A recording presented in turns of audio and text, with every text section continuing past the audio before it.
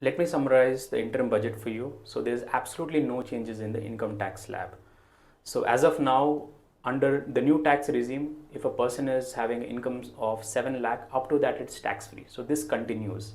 Now there is some relief in terms of tax demand. If you have some outstanding tax demand, right, old ones, so up to 25,000 and up to the financial year 9-10, that has been withdrawn. Up to 10,000 rupees for financial year 10-11 to 14-15, even that you don't have to pay. Now, what about investment point of view? What are the focus sectors? So solar, the renewable energy sector can explore these stocks because government focuses on solar panel installation. Up to 1 crore houses, right? They want to install the rooftop panels.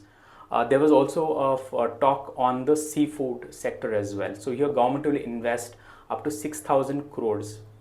Infrastructure, the capital expenditure has increased from 10 lakh crore to 11.1 lakh crore. Railway sector, 40,000 normal bogies will be converted into Vande Bharat. And tourism, the government is going to provide interest-free loan to the state governments. So even this is a very good sector to invest in. Thank you.